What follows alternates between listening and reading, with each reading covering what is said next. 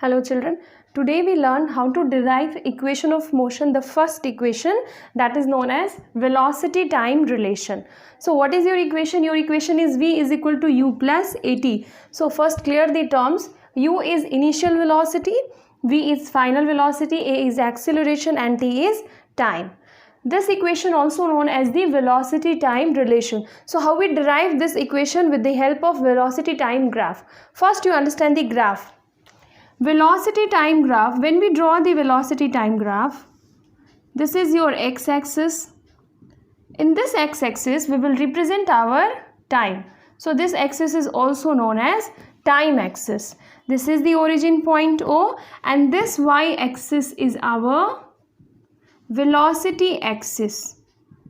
So velocity we will represent on the y-axis. Time we will represent on the x-axis. So now you understand about the x-axis, y-axis, what we have to represent, time and velocity. Now this is a uniform acceleration graph. The initial position of our object is at point A. Means initially the object is at point A and this object will acquire a final velocity after time t. Understand? Initially your position of the object was point A. In time t second, the object comes from point A to B. So where we have to represent the time? We have to represent the time on the x-axis, and for that we have to draw one perpendicular from point B to our x-axis. Now suppose this point is C. So this OC is t second. Means understand the graph. Initially the point was in position A. From A to B, it will take t second time, and finally the position of the object is B. Now children, think properly. This OA is the initial velocity of the object. If your graph starts with the origin point, now suppose this kind of graph will be there. It means what? It means this is the VT graph of uniform acceleration, but initially the object is at rest. But in this equation, we want some initial velocity. That's why we draw our graph from point A. So OA is the initial velocity U of the object. Now at point B, it acquires a final velocity V. So where we have to represent the final velocity? On the velocity axis. For that, we will draw one more perpendicular from point B to our velocity axis. Suppose this point is D. So O to D, this entire value is V. Okay? O to A, this is the initial velocity. This entire is the final velocity. Okay? And this is the time. Now, draw one line from point A to line BC. Give the name of this point E. When you look the figure properly, this part OAEC form a rectangular shape. Rectangles, opposite sides are equal in value. So these opposite sides are equal in the value. Means what? Your OC will be equal to AE. And what is the value of this? The value is t second. Similarly, OA will be equal to CE and this value is U. OA will be equal to CE. This is U. Okay. Now, whenever we have to prove the first equation, then we can start with the topic acceleration. Acceleration of the object.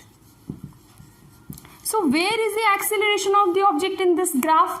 The acceleration is from point A to point B. This line, the slope of this line is known as the acceleration of the object. So write down acceleration of the object is equal to slope of the line AB. Slope of the line AB. Now how can we find the slope of the line? Slope of the line AB is equal to BE divided by AE. These two lines. BE divided by AE. Now we have to find the value of BE. How can we find the value of BE? Look at here properly. BC. BE you can write in the form of this entire BC minus CE. These points.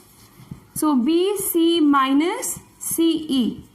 Divided by AE. Now BC. What will be the value of this entire BC? Come to the velocity axis and check. The entire value is V. And value of CE is U.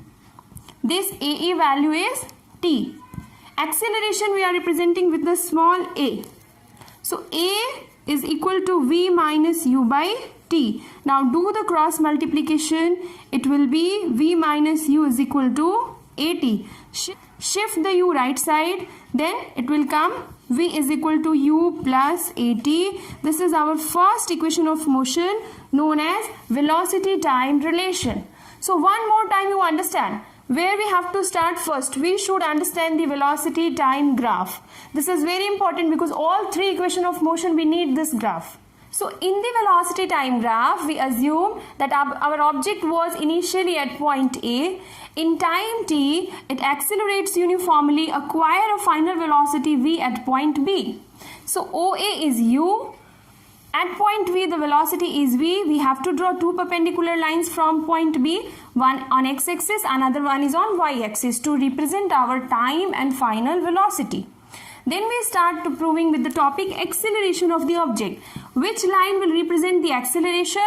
The slope of line AB will represent the acceleration, and the value of slope will be BE divided by AE. Then we put the value of BE in terms of V and U. So finally we get the equation V is equal to U plus AT.